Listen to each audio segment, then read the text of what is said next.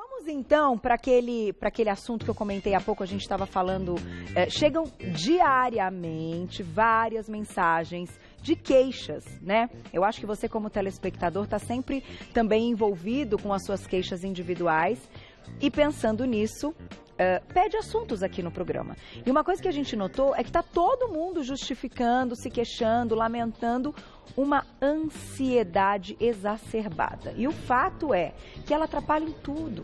Atrapalha na concentração, atrapalha no resultado das coisas, atrapalha na escolha, nas decisões que você vai tomar. Então hoje a gente vai falar dos alimentos que podem diminuir a sua ansiedade. Vamos conhecer o trabalho da nutricionista Laís Murta. Bem-vinda! Tudo bem? Carol. Prazer é meu, bem-vinda. É um assunto mais do que atual, né? Com certeza. Quem hoje não é ansioso, é muito difícil, vivendo aí numa cobrança, enfim, um momento de disputas, que as pessoas querem estar sempre melhores.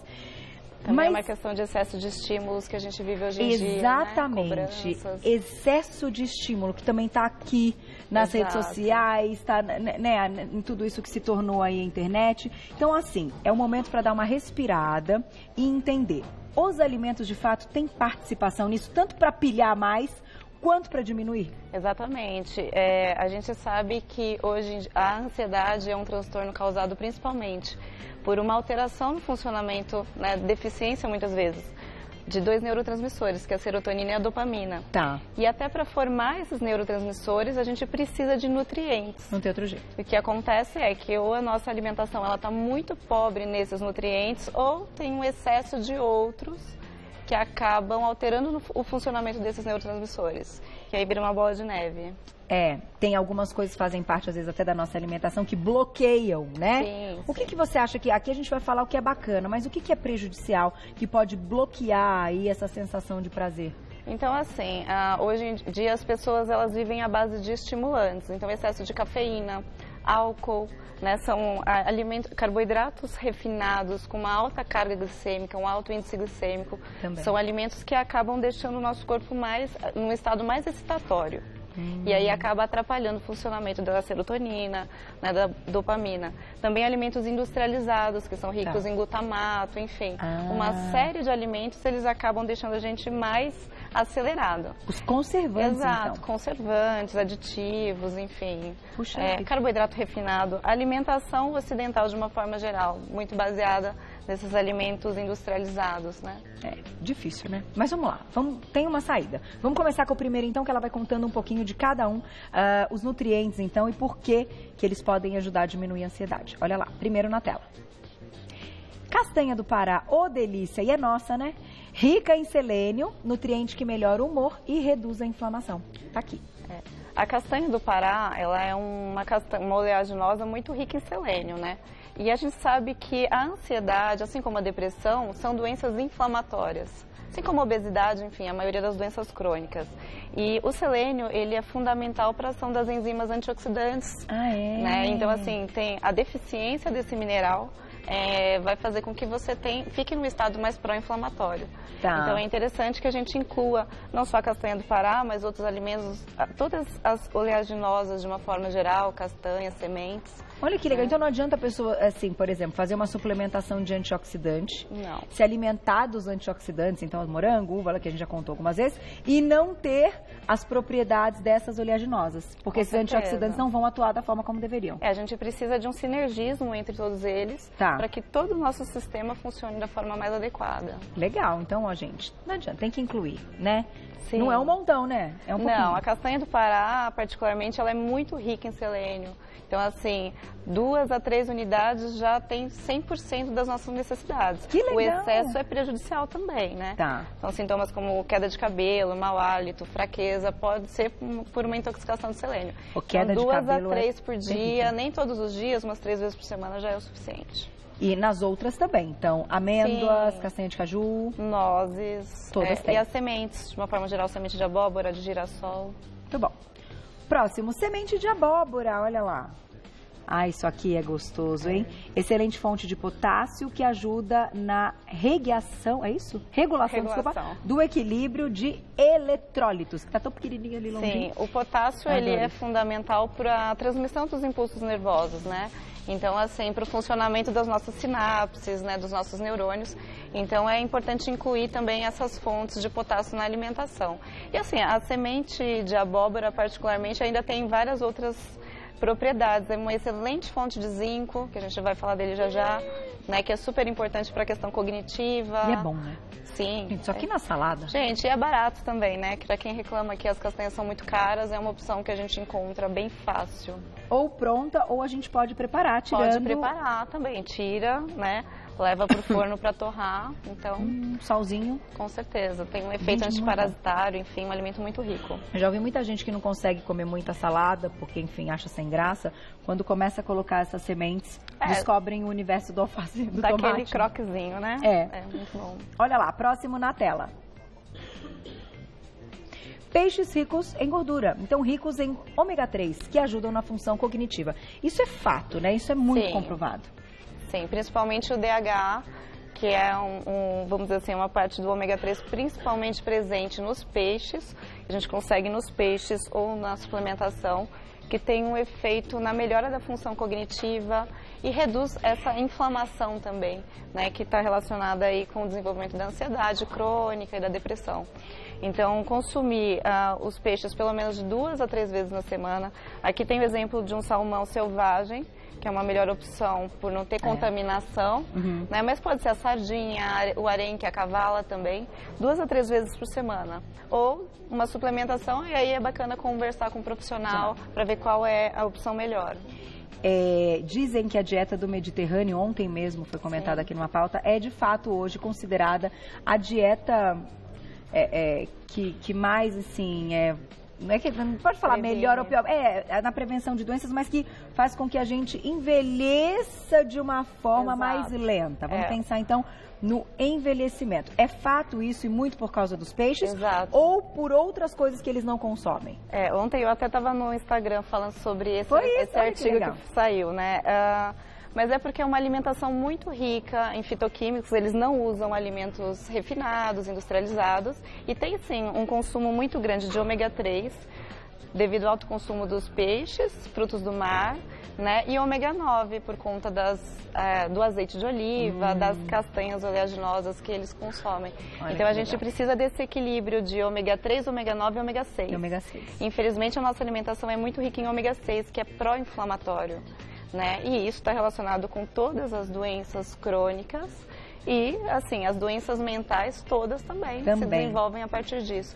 Por isso que no combate da ansiedade, a gente foca muito no quê? No combate da inflamação. E do estresse oxidativo. E a gente já comentou aqui em outras pautas, mas acho que vale ressaltar que o glúten deles é diferente, né, na Europa. O trigo europeu tem 30% menos glúten, né? Além de ter, olha isso. Então, assim, menos. não é à toa o que a gente está falando. Então, se você tiver em algum lugar que você veja, está vendendo ali uma farinha francesa, ou que tenha um pão de fermentação natural europeu e tal, custa mais caro, óbvio, mas agora você já sabe por quê. E você pode experimentar porque vai ter uma ação diferente no organismo. A não ser quem seja muito sensível, mas é uma opção melhor. É melhor, né? Isso. Tá aí. Vamos pro próximo então, olha lá, que tem muita coisa bacana aqui na mesa. Só tem delícias, hein? Ovos, olha lá, sempre eles. Fonte de vitamina D que pode beneficiar indivíduos que sofrem de depressão. O ovo é muito bom. O ovo é um alimento quase perfeito, não para todo mundo, mas é uma excelente opção.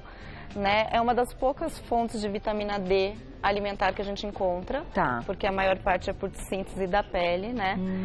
E também, assim, é uma proteína muito completa, muito rica em triptofano, que é o precursor da serotonina, que é o principal neurotransmissor relacionado com a sensação de bem-estar, né? Prazer. Então, a deficiência do triptofano, você não produz serotonina e vira... outras fontes desse aminoácido também, as leguminosas, então grão de bico, lentilha, ervilha, aveia, que eu trouxe como exemplo, a banana também, são ótimas fontes.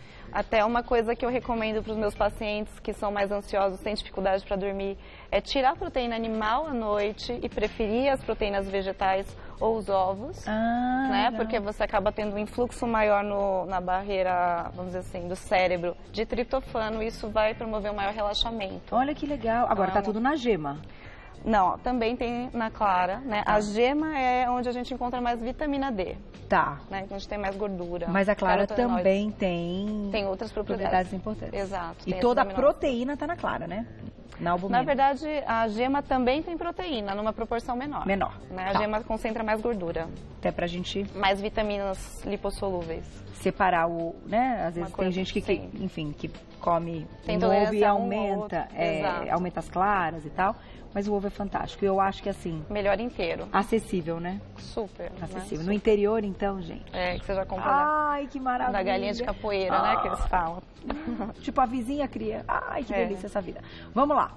Daqui a pouquinho tem perguntinhas do público no @VocêBonitaTV. O próximo é o chocolate. Chocolate é ótimo. Não sei, vamos chamar de chocolate ou de cacau? Agora eu te pergunto. Fonte de flavonoides capaz de reduzir a neuroinflamação. Chocolate ou cacau? Na verdade, os benefícios maiores são do cacau, né? Ou então, quanto maior o teor de cacau do chocolate, melhor. Então, o ideal é usar um acima de 70%, porque o cacau ele é muito rico em polifenóis, que tem essa ação anti-inflamatória e antioxidante, e também rica numa amina bioativa, que é a feniloetilamina, que tem esse efeito de, a gente fala que é o hormônio do amor, né? Que deixa a gente mais feliz, por isso quando a gente come chocolate a gente fica bem. Então inserir uma porçãozinha aí de 20 a 40 gramas por dia, no final da tarde, pode ajudar bastante a reduzir a ansiedade. Sem açúcar, né? Chocolate com um teor acima de 70%, né? Mas que não tem aí acrescentado açúcar, enfim, na composição. Na verdade, esses chocolates com teor acima de 70% vão ter já uma proporção de açúcar bem menor. Bem menor. Então acaba não sendo muito significativo. Tá aí. Tem umas marcas boas, hein? Tem várias marcas boas hoje em dia. Tem uns agora, nossa, mas tem tanta coisa que você olha e fala, nossa, tem whey, tem não sei o quê. Tem os funcionais, sem açúcar, sem leite, sem glúten, né? Que são excelentes opções também. Esse aí eu acho. Dá pra incluir sem medo. E antes de dormir até. Porque não vai dar pico de insulina quando ele tem um xilitol? Não dá pico de insulina, mas ele tem alguns, vamos dizer assim, algumas substâncias que são excitatórias, estimulantes. Entendi. E aí pode atrapalhar um pouquinho o sono. Então é melhor no finalzinho da tarde. No finalzinho da tarde. No momento que dá aquela... aquela vontade de doce, né? Boa. Vamos pra próxima, olha lá. Camomila. Os flavonoides presentes na camomila têm propriedades capazes de controlar os sintomas da ansiedade. A camomila ela tem milhares de efeitos, né? Efeito antifúngico, para o tratamento de úlceras, gastrites. E é bem comprovado que tem esse efeito sedativo leve, né? Não é nada assim muito forte, não vai dopar ninguém, mas é relaxante. Então é interessante, de repente, a gente trocar o cafezinho que a gente fica bebendo o dia inteiro por um chazinho de camomila, principalmente para essas pessoas que já sofrem com a ansiedade crônica, né? E o chá é bom também, é gostosinho, né? O chá é gostoso. Dá Pode pra misturar com chá verde. Com chá verde fica legal? Aqui é o verde, então. É o chá verde, aquele ali. O chá verde é mais estimulante. Então, como é que a gente pode... Vai ser o próximo. É o próximo? Então tá, já tô furando fila aqui. O próximo, então, chá verde, além da camomila, olha lá. O chá verde, ele contém o aminoácido teanina, né? Teanina. E importante no controle dos transtornos de humor.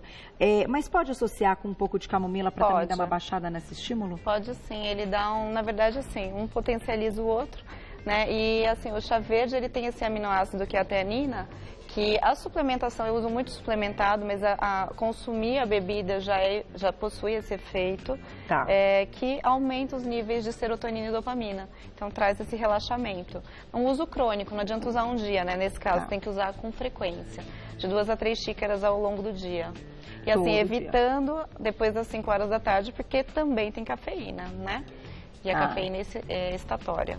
E é legal treinar depois de tomar chá verde? Todo mundo Para um faz essa efeito pergunta. lipolítico é melhor. É melhor? Né? Porque ele tem um efeito termogênico. E aí, assim, ele mobiliza a gordura para ser oxidada. Aí você precisa treinar para queimar essa gordura. Então, gente, chá verde aí, claro, com orientação, que a gente sabe também que ele tem contraindicações. Sim, é contraindicação para quem tem hipotiroidismo, para quem tem alguma doença hepática, pode gerar hepatotoxicidade. Então, nada de ficar usando cápsula de chá verde por conta. Precisa de orientação. É um risco grande. Importante essa colocação. Tem mais, olha lá. Iogurte, suas bactérias boas têm efeitos positivos na saúde do cérebro. Na verdade, é a questão principalmente dos probióticos, né, que são as bactérias benéficas que formam a nossa flora intestinal. 95% dos receptores de serotonina ficam no nosso intestino, né, e muitas bactérias da nossa flora são capazes de produzir tanto a serotonina quanto a dopamina. Então, quando você tem um desequilíbrio na flora intestinal, você corre mais risco de ter depressão, de ter transtorno de ansiedade e ficar mais inflamado. Então, inserir alimentos fontes de probióticos é super importante para a gente regularizar tudo isso. Então, pode ser um iogurte natural, de preferência esses que não tem conservantes, aromatizantes, mas para as pessoas que são intolerantes à proteína do leite ou à lactose, que é bem comum, a gente pode usar outros alimentos, como kombucha, a gente pode usar aqueles fermentos, as cápsulas, sempre com prescrição, porque tem que ser individualizado, né? E vegetais fermentados de uma forma geral. Ai, que legal. Né? Tempê, natô, que ajudam bastante. E, assim, na verdade, se eu aprendi também aqui com Você Bonita, para escolher um iogurte legal, ele tem que ter, no máximo, quando você lê o rótulo, 2 ingredientes. Que é o leite e fermento. Leite e fermento. Leite e fermento. Se ele tiver o terceiro, já deixa de ser aí um alimento e tudo mais. E hoje a gente tem a opção de iogurte à base de leite de coco, de castanhas, Olha, fermentados com probióticos, então são opções bacanas para quem não pode ingerir o leite, né? Porque tem aquele para as crianças, cheio de açúcar, então converse com o pediatra, com o nutrólogo, com o médico, com o nutricionista, para saber se está valendo a pena. Às vezes, é o único jeito, não sou eu quem vou questionar. Mas assim, inserir os alimentos fermentados dos vegetais é prático, é barato, né? É verdade. Dá para fazer em casa. Tá aí. Próximo, então, na tela temos perguntinha, Gláucia? Tem mais ainda, né? Daqui a pouquinho. @VocêBonitaTV. Olha lá. Cúrcuma contém curcumina, que reduz a inflamação e o estresse oxidativo. Todo dia, uma colherzinha ali de café, não sei. Aí a gente pode usar no tempero, a gente pode fazer um shot, mas é sempre interessante associar com a pimenta do reino preta, porque a gente não absorve a curcumina dessa forma, então você precisa associar com um pouquinho, assim, de pimenta do reino para ter uma biodisponibilidade maior. E a cúrcuma, ela tem esse efeito anti-inflamatório poderoso, para tudo, para emagrecimento, para doenças articulares, principalmente para depressão. Existem alguns ativos padronizados em farmácias de manipulação hoje em dia que a gente usa, que tem esse efeito, né? Claro que com uso crônico em casa dá pra gente fazer um shotzinho misturando ele com limão, a pimenta, todo dia. Ou tempero mesmo. Saindo do jejum mesmo? Saindo do jejum, saindo do jejum. É uma colher de café? Você pega um potinho com 100 gramas da cúrcuma, coloca uma pitadinha, meia colherzinha de café de pimenta do reino, mistura ali e deixa ali. Aí todo dia uma colherzinha. Ai, ajuda que delícia, bom. Ou mistura no azeite, deixa aquele azeite temperadinho e você rega na salada. Na salada. Que a biodisponibilidade é maior ainda. Puxa, legal. Ou assim, acrescenta algum preparo, bebida. Seja sei lá, se for um frango desfiado, um omelete e colocar pimenta. O golden milk, né, que é aquele leite de coco batido, que aí é melhor ainda, que a gordura potencializa o efeito. Também? Também. Olha quanta coisa, gente, com a cúrcuma. Dá pra misturar bastante coisa. Próximo, olha, agora é perguntinha, né? Quem escreveu pra gente, olha lá. Falamos de todos os elementos aqui. A Clélia, sempre querida, um beijo pra você. Na TPM se intensifica a ansiedade. Qual o chá mais indicado? Sim. TPM é complicado, TPM é complicado demais, né? É individual e complicado. A gente pode usar o chá de camomila, né? O chá verde é usado com moderação, porque tem cafeína, pode deixar a pessoa um pouco mais tensa se ela tiver uma sensibilidade maior à cafeína, né? Porque isso é muito individual.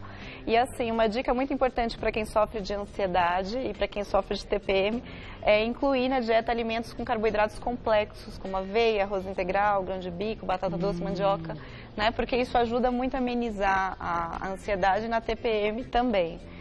Né? Ajuda muito. E usar assim, o chazinho de camomila, o chazinho de erva doce também ajuda, erva cidreira. São os mais indicados. Para dar uma acalmada. Chá de mulungu para dormir, que pode ser usado para dormir. Ele aumenta bastante o nível de dopamina, então dá aquela relaxada. Só não usar durante o dia, porque pode causar uma sonolência. Vai dar soninho, né?